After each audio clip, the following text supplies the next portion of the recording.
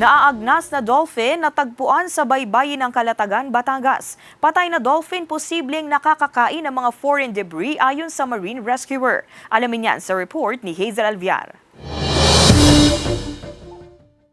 Naagnas na ang dolphin na ito nang matagpuan ng mga kawani ng isang resort sa baybaying bahagi ng Barangay Santa Ana, Calatagan, Batangas. Agad raw nila itong itinawag sa MDRRMO at Municipal Agriculture Office para sa tamang disposisyon nito. Ayon sa Marine Mammal Rescuer, nasa 4 na araw na itong patay sa kalamang lumutang. Nasa 8 feet ang haba nito at tinatayang may bigat na 60 hanggang 80 kilos. Posible raw itong nakakain ng foreign debris o mga basurang itinapon sa dagat gaya ng plastic na siyang dahilan ng pagkamatay nito.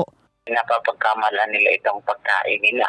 Like kung halimbawa ang plastic ay transparent, akala kasi nila jellyfish. Once na yan ay nasa tubig, akala nila ay jellyfish. Kaya nagkakataon na nakakain nila yung plastic. Madalas daw na makita sa baybayin ng Calatagan ang ganitong species ng dolphin na kung tawagin ay melon-headed whale. Pero posible raw na humiwalay ang nasabing dolphin sa iba pa nitong mga kasama.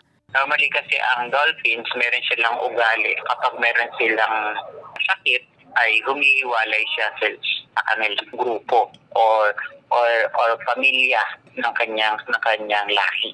Inilibing na rin kaagad ang patay na dolphin sa bakuran ng resort kung saan nakita ang dolphin. Panawagan ng otoridad sa publiko.